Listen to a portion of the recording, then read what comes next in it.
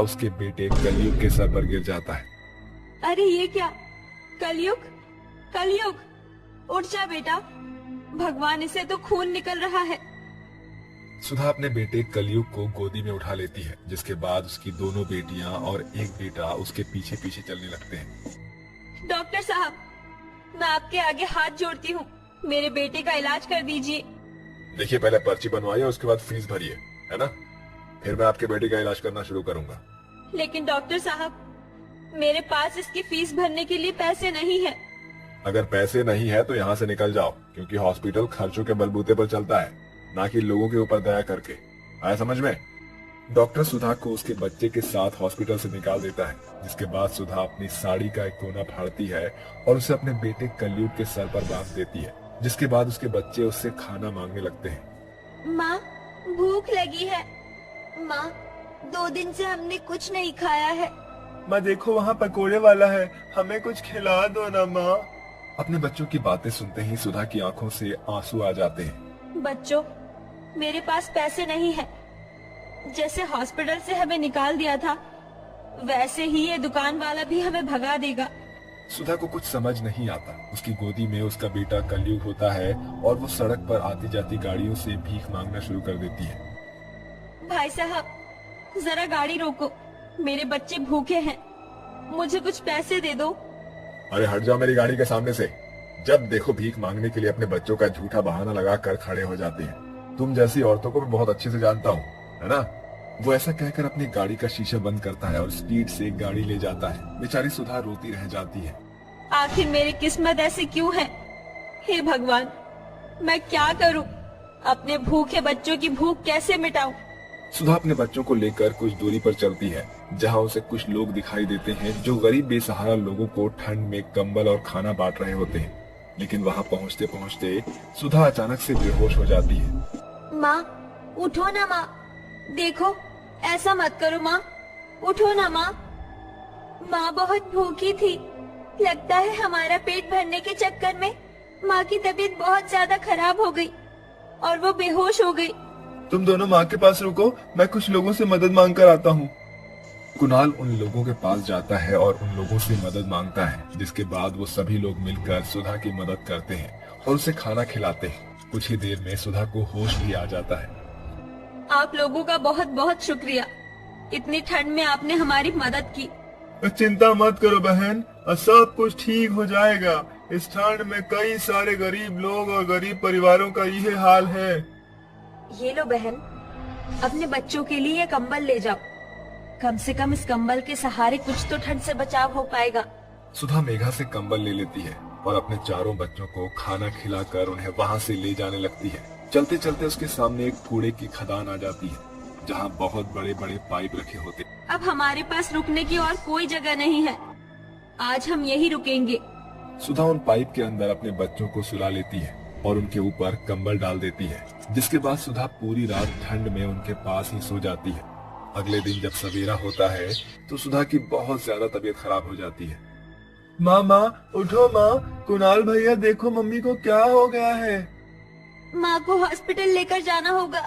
सुधा के चारों बच्चे पाइप से निकलने के बाद बाहर खड़े हो जाते हैं और लोगों से मदद मांगने लगते हैं। उनमें से एक आदमी उन बच्चों की मदद करता है और सुधा को हॉस्पिटल में एडमिट करवा देता है, जिसके बाद वो आदमी सुधा के इलाज का पैसा भी देता है। आखिर ये माँ को क्या हो गया है? माँ बार बार बेहोश क्यों हो जाती है? तुम्हारी माँ के शरीर में ग्लूकोज की कमी हो गई है, जिस कारण से तुम्हारी माँ बेहोश है। तुम चिंता मत करो, सब कुछ ठीक हो जाएगा, है ना? कुछ ही देर में डॉक्टर आते हैं। पेशेंट को होश आ गया है, आप चाहो तो उनसे जाकर मिल लो। चलो बच्चों, अपनी माँ से मिल लो, ताकि तुम्हें भी थोड़ी अपनी माँ को देखकर तसल्ली मिल जाए। चारों के चारों बच्चे तुरंत अपनी माँ के पास पहुँच जाते हैं, जिसके बाद सुधा अपने चारों बच्चों को रोते हुए गले से लगा लेती है। आपका बहुत बहुत शुक्रिया। आज अगर आप न होते, मेरे बच्चों के सर से माँ का आंचल छिन जाता। माँ मुझे बहुत जोरों से भूख लगी है माँ, लेकिन कुछ खाने को नहीं है माँ। सुधा हॉस्पिटल से मिले हुए खाने को अपने बच्चों को खिला देती है। ये सब देखकर सरगम को बहुत खुशी मिलती है और सरगम सुधा से कहता है, अरे आपके सभी बच्चे बहुत ज्यादा भूखे हैं।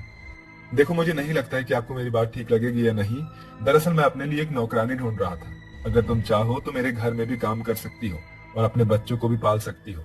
जो मेरे लिए बनाओगी वही अपने बच्चों के लिए बनाकर भी उनकी भूख मिटा देना। आपने मेरे लिए इतना सोचा, आप किसी फरिश्ते से कम नहीं हो। सरगम सुधा और उसके चारों बच्चों को अपने साथ अपने घर में ले आता है, जिसके बाद सुधा सरगम और अपने चारों बच्चों के लिए खाना बनाती है। खाना बनाने के बाद वो सबसे पहले सरगम को परोस देती है। ये लीजिए, खाना खा लीजिए। सुधा, तुम्हारे बच्चे कहाँ हैं? उन्हें भूख नहीं लगी? और तुम भी यहाँ बैठकर खाना खाओ। आप खाना खा लीजिए, जो खाना बच जाएगा मैं अपने बच्चों को खिला दूंगी। और मेरी भूख की चिंता मत कीजिए, मेरे बच्चे पेट भर खाना खा लेंगे तो मेरी भूख मिट जाएगी। हे भगवान, तुम्हें कैसी बातें कर रही हो? अपने बच्चों को बुलाओ और तुम भी यहाँ बैठो, हम सभी लोग एक साथ खाना खाएंगे।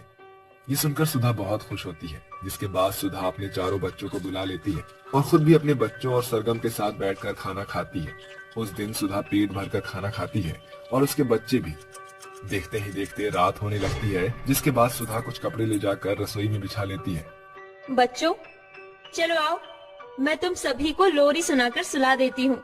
सुधा अपने चारों बच्चों को रसोई में लोरी सुनाने लगती है। जैसे ही सरगम उन्हें रसोई में सोते हुए देखता है, वो सुधा से कहता है, तुम इस घर में काम करती हो, इसका मतलब ये नहीं है कि तुम रसोई में जाकर सो जाओगी। देखो, इस घर में 2 कमरे हैं, एक में मैं सो सकता हूँ तो दूसरे में तुम अपने बच्चों के साथ सो सकती हो। सरगम चारों बच्चों को कमरे में ले जाता है और वहाँ सुला देता है, जिसके बाद सुधा सरगम से कहती है, आपका ये एहसान मैं कभी जिंदगी में नहीं भूल पाऊंगी। आपने हमारे लिए बहुत कुछ किया है।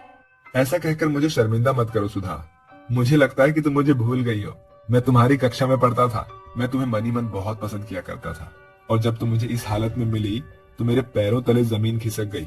मैं तुम्हें आज भी उतना ही पसंद करता हूँ। क्या तुम अपनी आगे की जिंदगी मेरे साथ बिताना चाहोगी? लेकिन मैं एक विधवा हूँ, समाज हमारे रिश्ते को स्वीकारेगा नहीं। मेरे होते हुए हमारे रिश्ते पर आज भी नहीं आएगी। सरगम सुधा के साथ विवाह रचा लेता है। उस दिन के बाद से सुधा और उसके चारों बच्चों की जिंदगी एक नए मोड़ से शुरू होती है और सुधा अपने चारों बच्चों के साथ खुशी खुशी रहने लगती है। चूड़ी ले लो चूड़ी, सुंदर सुंदर चूड़ियाँ, नीली पीली चमकीली चूड़ियाँ, लाख की चूड़ियाँ, कांच की चूड़ियाँ। सोनपुर गांव में रहने वाली गंगा एक गरीब मनिहारिन थी, जो अपनी बेटी परिधि के साथ एक कच्चे पुराने घर में गरीबी में दिन काट रही थी। परिधि महज 5 साल की थी जब उसके पिता की मौत हो गई और घर की जिम्मेदारी गंगा के कंधे पर आ गई। परिधि ने बचपन से ही अपनी माँ की देखा देखी चूड़ियां बनाना सीख लिया। गरीब का जीवन होता ही ऐसा है, उनके बच्चों को झूले और झुनझुने की